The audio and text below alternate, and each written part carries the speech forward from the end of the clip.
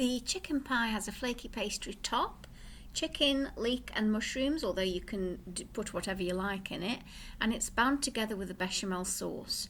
First of all, cut the chicken breast, because this is a one portion pie, into small bite-sized pieces so that they all cook nice and evenly. And when you've done this, wash your hands properly and sanitize them, because this is a salmonella and campylobacter hazard. And then chop all the vegetables in bite-sized pieces as well. Then you're going to fry the chicken until the pieces are white, not pink. And you fry them in a little bit of oil in the saucepan. Then you add all the vegetable options that you wanted that are nicely chopped up and fry these until fond develops on the base of the pan. The fond are the Maillard reaction, which then gets dissolved into the sauce. And you can see that now on the base of the saucepan. And when you see the fond developing and things starting to stick, then add the cornflour and butter and the stock and water. And this basically will then turn into a bechamel sauce, which thickens as you stir and holds all of these ingredients together inside the pie. This is called binding. And at this point you can add soft leaf vegetables like spinach, which adds extra nutrition to the whole dish.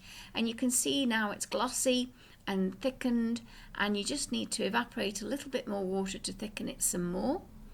And then set it aside to cool while you prepare the flaky pastry. And the flaky pastry is a bought puff pastry or flaky pastry from the supermarket, which you unroll carefully once it's been out of the fridge for half an hour. And you cut the pastry lid the same size as the lid of the container that you're going to use.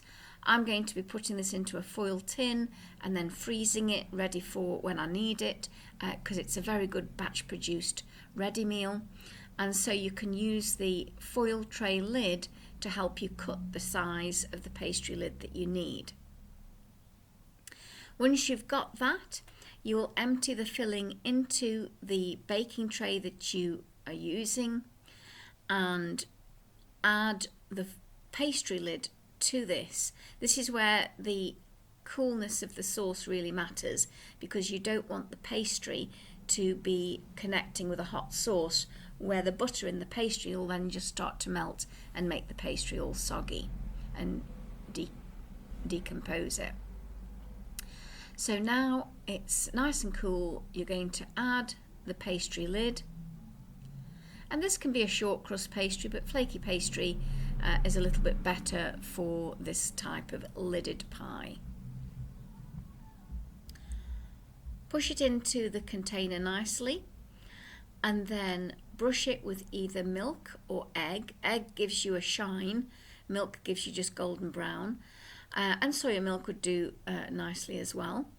And cut a little hole to allow the moisture to escape. Glaze it, add whatever decoration you want to, and then take a fork and crimp the edges just to add a little bit more decoration and seal the pie nicely in. So this one is going to be used as a convenience product, so I've made a few of them, some with more detailed features on the Lego man. And then crimp the edge. You can do this with a fork or with your finger. There's loads of different crimping techniques for a pie like this. And when you've done that, let the glaze sit a minute before you put the lid on if you're going to store this to cook it later. The filling is already cooked and safe because that's been boiled. So we just really want the pie to be cooked, the filling, the actual lid. So this can be cooked straight away, or it can be stored ready for cooking later on. So if you're storing it, add the lid to the foil tray, put the name on it, put a date on it if you're storing it, and when you're baking it, you're going to take the lid off so that the pastry actually browns and goes a really nice dark colour. And here's the finished result that's already baked to a dark golden brown because it's been glazed with egg. Recipe options in the description below.